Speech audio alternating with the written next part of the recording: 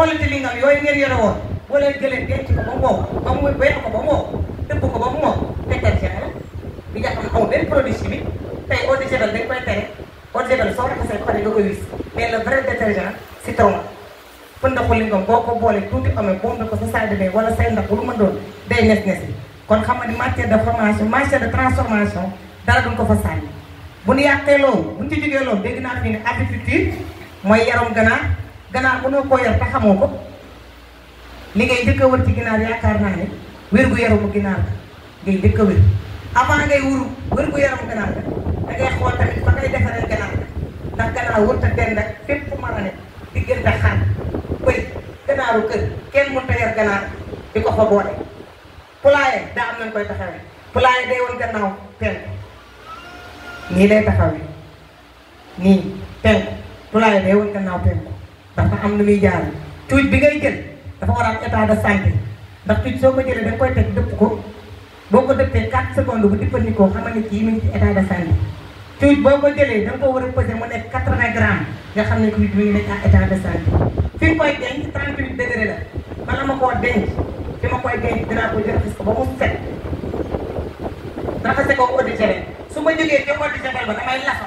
tur la sa boobu ngay dégg nag ça veut dire que mooy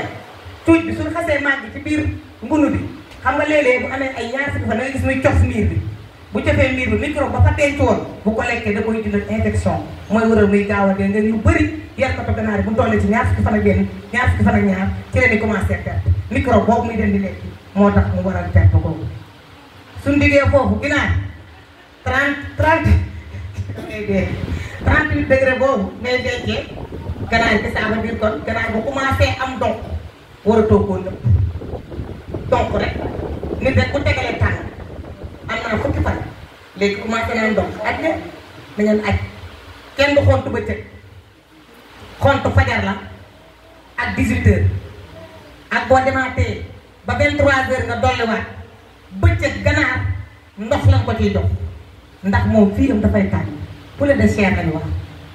dafa woyof dafa fragile bëccëg bi da ngay yendal jox ndox mu naan ba 18 heures nga daal dugal say abreuvoir ak say mâchoire jox ko lekk ba suuf boo defee bay waaj a dëkk nga sarse waat ba 6 heures du matin boo yeewoo nga jox ko mu lekk ba 9 heures fu 9 heures jotee nag fekk cuuj ba am na ñaar fan juróom jël ñaar génn lekkukaay yëpp bu fa dara des nga wàcc fa naanukaay la ci wàllu sama mbokk yi nga xamante ni ñu ngi yar ganaar bu ñu dikkee ci wàllum cuub bu ñu ñëwee ci wàllum cuub yaakaar naa ne gis naa fi takk yu rafet ndax moom cuub doo la ko présenté ma nga nee toog gis naa fi babas gis naa façon takk bu ne suñ te continuer tamit su ma nekkee ne saponification mooy saabu buñ te tolloot bu dee intéressé leen ça dépend ci notre président moom heure bu ñu contacté ak lu mu ci bëgg rek ñun pare nañ pour jàppale leen ci bu baax a baax lii nag ngeen def man dama leen ciy encouragé bu baax ndax jigéen góor baax na jigéen baax waaye jigéen nag moo gën a sakkanal ndaxte góor dana fay ndox dana fay courant dana joxe dépense jigéen day mottali bokki na tam installé fi boppam yéen a ngi góor ñaa ngi yéenay fay ndox yéenay fay courant doom di feebar ngeen faj ñun buñ bëggee cin la neex ñooy jënd ganaar suñ bëggee cin la neex ñooy jënd lépp suñ bëggee yére bu rafet ñoo koy jënd suñ bëggee suñu or ñoo koy takk kon nag fu yéene dem liggéey la ca des nag dama koy dëxe ndax li duuf ci nag yi xaju ci cin bi buñ ca tolloo éducation financière entrepreneuriat yëpp danañ taxaw jàppale bi kon maa ngi sant ñëpp di gërëm ñëpp di gàttal wax bi yàlla yàlla nga taxaw